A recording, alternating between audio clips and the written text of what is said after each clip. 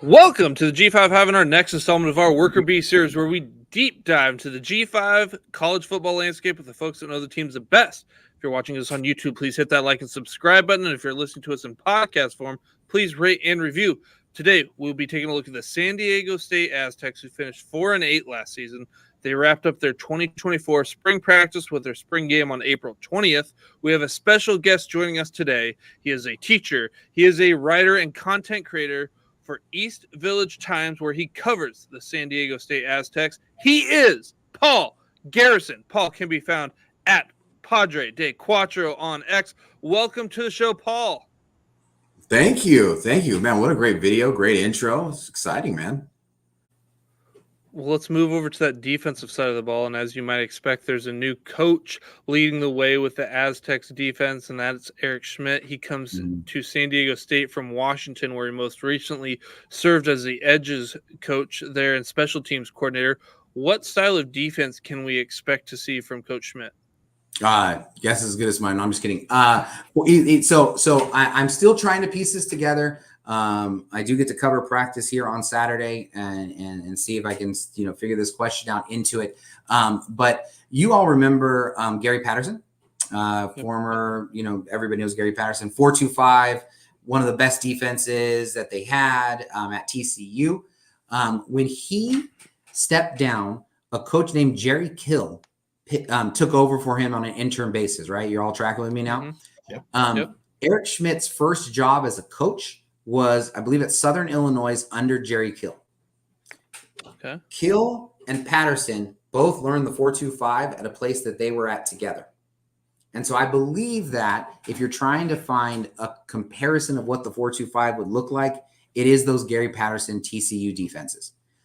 So if that helps, and if you remember, they used to take a bunch of running backs and turn them into defensive ends, and those guys used to just crash the quarterback from the edge really, if you remember this, that is what they're trying to do, but I think it's a little bit more formal. So they have the edge position. They had an edge position. They now say it's just defensive line, but they got an edge coach, Rob Orrick, who was the defensive coordinator at Idaho. And Idaho just had a really good year in the FCS. And for him to go and become a position coach at San Diego State, leaving a defensive coordinator position to try to get his career going. But it's those edge pass rushers that they're just wanting to hang their hat on, which is, of course, as you mentioned, what he did at Washington.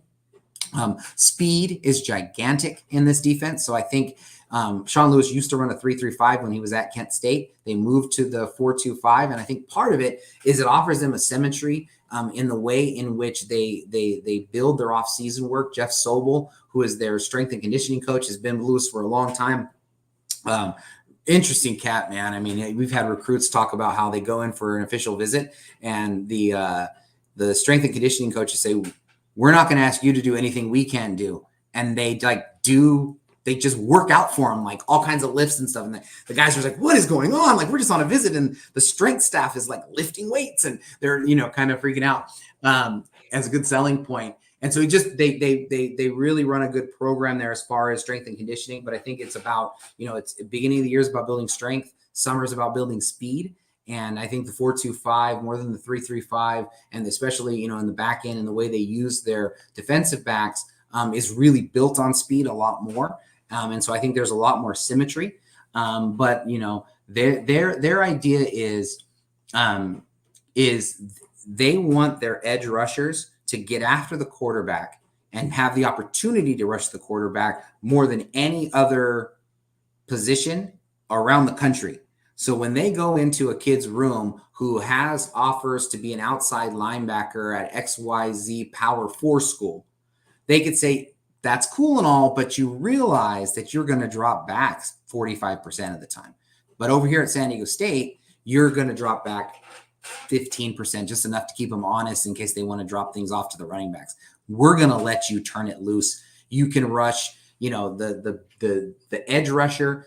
They don't play sound assignment wise. It's turn them loose. They're not there necessarily to set the edge, to keep that outside containment, to do also. They can go inside, they can go outside. They stunt a ton, and just trying to free up those four guys. And then, of course, they have, exotic blitz packages behind that. So I would say that's if you're trying, if anybody's familiar with college football, it's that TCU style defense. That's my best guess sitting here, a little bit before August turns the calendar, man. I mean, that's my best guess in the study that I've done. And it seems like the coaching history leans to that idea. We have interviewed Coach Schmidt. We have a podcast, SDSU podcast. You can find that online or whatever if you want to have the deep dive with him.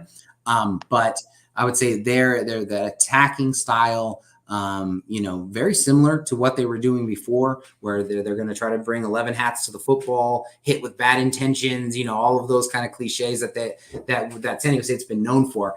And I think, that's kind of Coach Schmidt's defense in a nutshell, and we'll see how it works. Well, let's move to the personnel that are going to run Coach Schmidt's offense, and we'll start up front with the defensive line. They lose Garrett Fountain and Daniel Acapulco, but they do return Tupu Alu. He's probably, I guess, the highlight of the returners, and then they bring in a bunch of transfers, some pre-spring and some post-spring. Yeah. What can we expect from this group? And has anyone kind of stood out, or are the coaches really excited about anybody maybe that came in post-spring? Sure. Marlon Lewis, who came in before spring, he is a edge rusher, defensive end kind of guy. Came from Richmond, has multiple successful seasons at the FCS level. He is as the way that they split their edge rushers, they have it's field and boundary.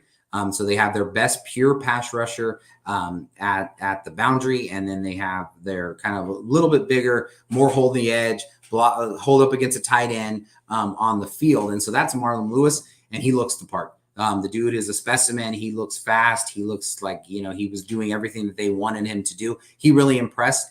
Dominic Oliver is a returner, and Dominic Oliver's burst off the line is special. Even among all these really, really good athletes, he was so good, in fact, that they made him kind of a pass rushing specialist in the 3-3-5, which is really hard to do because, you have the three linemen, and he wasn't a linebacker. And so he's slated right now as the starter at the pure rush end. And I think that really suits him very, very well. You meant the other edges that are interesting. They have Ryan Henderson, who is a guy who's been in their program a few years, big athlete. It'll be interesting to see, there were thought that maybe he could gain a little weight and slide inside. Brady Nasser, who played as a true freshman, he's also there. On the weak side, you're going to have a guy like Ezekiel Larry, who, again, another FCS guy. He was at Yale and decided to transfer closer to home and also to an FBS program. They also got a guy named Jared Batty, who was like an all-world athlete kind of a guy, went to Illinois, played linebacker, was a little bit of maybe, and they're trying to move him and make him into a rush defensive end. And then you move inside, and inside's the one interesting part. And, I asked Coach Schmidt about that because if you ask anybody why teams play the 3-3-5, the answer is because we can't get the 330-pound space-eating defensive tackles to come to our school.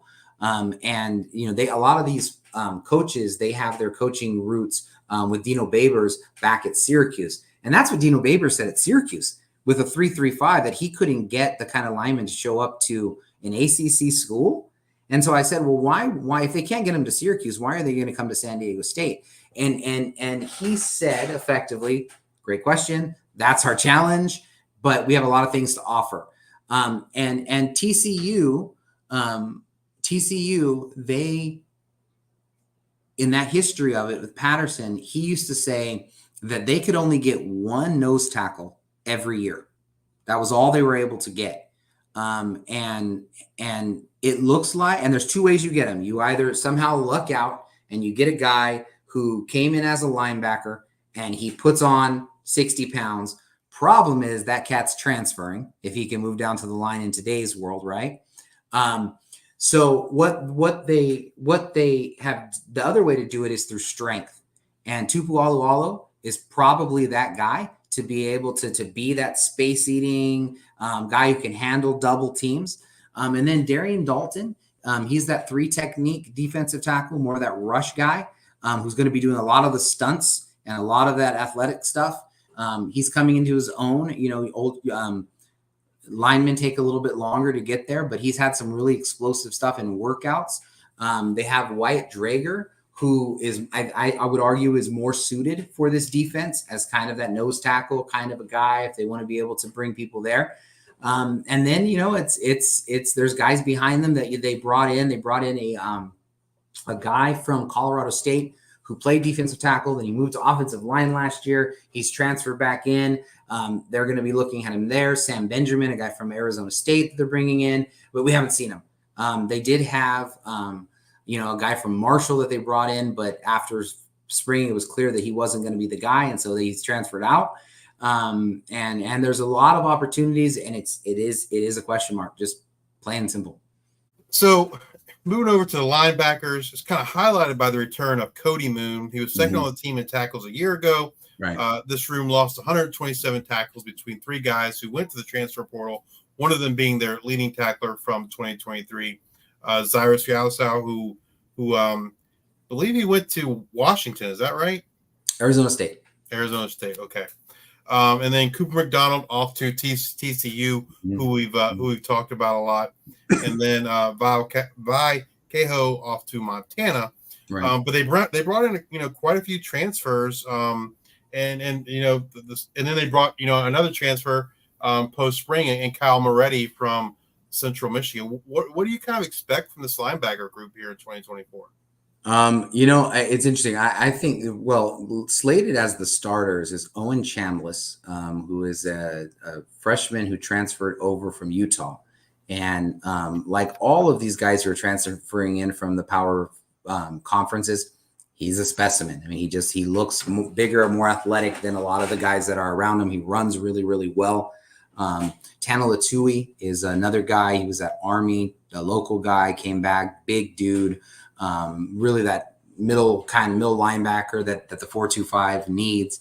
But I would be really surprised if we're not talking about Cody Moon and Kyle Moretti.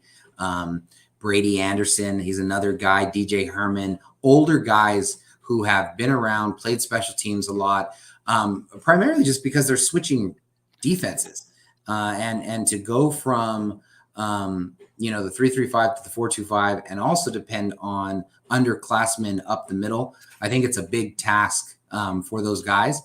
Flip side of it is if Chambliss and Latui are able to hold the older guys out, they're really good. But Moon and Moretti have both been all conference selections. I think Moretti was a third team MAC guy. I think at one point Moon was a second team Mountain West guy. They have their number of tackles for their career are like almost the same. I think Moretti has like one more than Moon, but they're both over 200. So there's a lot of production from those spots. But they expected Cody Moon to be better last year. He had a couple games where he flashed and then he just wouldn't play very much and things like that. He had a hard time keeping on weight. And so I think they're trying to get everything out of him. He looks bigger. And I'm expecting a big year from him. Obviously, Kyle Moretti, we haven't seen, but DJ Herman is maybe physically the guy who would fit the profile for what they want from their middle linebacker the most. He's a big guy, played a lot of special teams, a very exciting guy. And the way he plays, Brady Anderson has been this blitzing linebacker who's been around the program, was honestly their best blitzer last year, got on the field some. How he enters into that mix will be really interesting, but I think that it's wide open. I think it's wide open. And I think, the former staff, I'm confident in saying, use the depth chart to send messages to their players. It feels like to me that that's what this staff is doing too. And they're trying to tell these older guys, like, look, you're going to be left behind if you guys don't step up your game. I mean, it sounds like they have a lot of depth, which is a good problem to have. Right.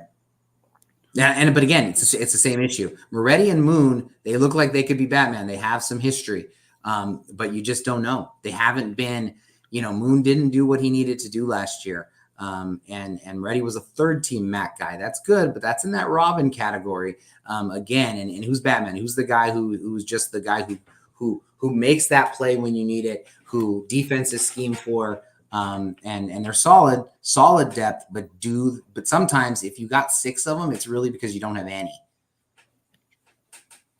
Well, let's talk about the defensive backfield that probably suffered the most when it comes to, lost production from 2023. And it's going to be an important part of this 4-2-5 defense. The room lost his top 3 tacklers from a year ago. You got Kadarius Barfield, he's graduated. Marcus Ratcliffe, he transferred to Texas A&M. And then you got Des Malone, who transferred to Oklahoma. But not all is lost. The room has several guys who saw lots of playing time in 2023, and they brought in 4 guys from the portal. How did this group look in the spring, and what's your expectation from the secondary in 2024? Well, it's even more dire because they also lost Noah Tumblin, who was their other starting cornerback, and he's in an NFL camp. Had an opportunity to come back for another year when undrafted, but decided to be in the pro ranks. So they lost a lot, as you said. It's just a really interesting part of all of this. They lost Marcus Ratcliffe, who is a stud human being, huge, looks like a linebacker, but can run. But he wasn't great. Now, he started as a true freshman, but he looked like a true freshman. He was talented enough that he ended up moving on to Texas A&M. But I think they'll be able to replace him just because, where Ratcliffe is as a junior is not where he is as a freshman. But just replacing the production of him as a freshman, I think they're going to be able to do that. A name to watch out for there at that kind of strong safety, kind of that in-the-box safety is a guy named Eric Butler. He played at that Corona Centennial that we were talking about earlier with one of the best.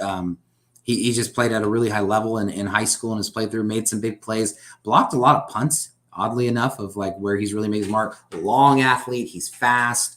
You would like, he can cover. He played cornerback in high school, has flirted some with even going back to corner, with the multiplicity that offenses having as many guys who can cover as possible is a pretty good thing to have.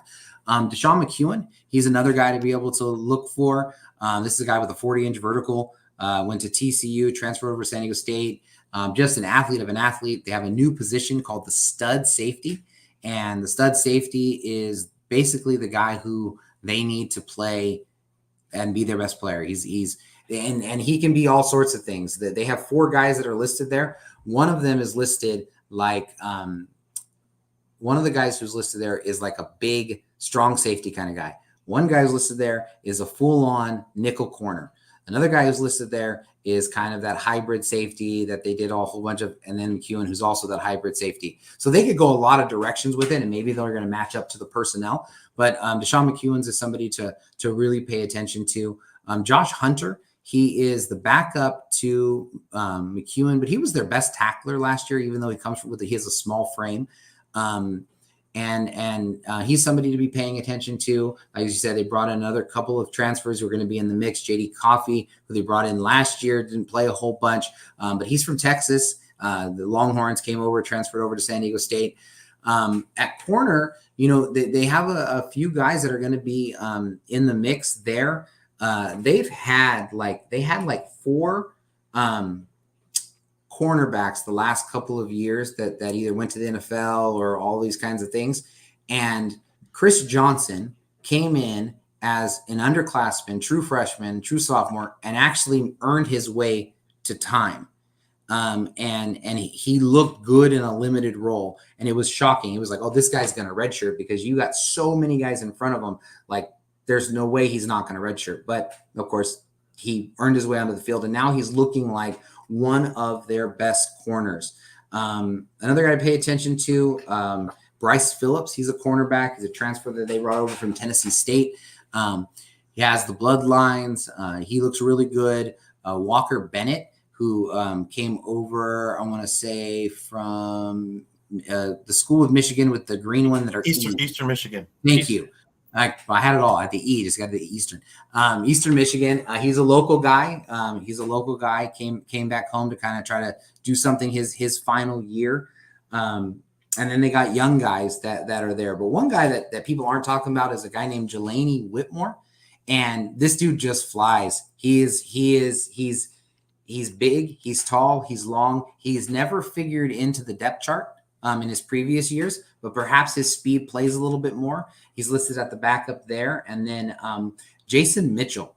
He's a 4-star cornerback who went to, St. John Bosco his final year, which is, again, one of the top 5 in the country. And, he came to San Diego State. It came down to San Diego State and the University of Florida. And he kind of spurred NIL opportunities and things like that because he wanted to see the field as early as he possibly could. And he's lined up as a cornerback, tall, lengthy, very competitive kid. And so he's somebody that Aztec fans have been, they're kind of pining for because he was kind of the crown jewel of this most recent class. All right, Paul, we asked you on the offense. Now it's time to move over to the defense. You have to pick a defensive player to have a breakout type season in 2024. Who would that be? Dominic Oliver. Yeah, Dominic Oliver. The defense just suits him. He's going to be that edge rusher. I would be very surprised if he is not, has more than a half dozen sacks on the year. I'd be very surprised. If you're watching on YouTube, please hit that like and subscribe button. If you're listening in podcast form, please rate and review on Spotify or Apple Podcasts. Thank you all for your support. And until the next time, we are the G5 Hive.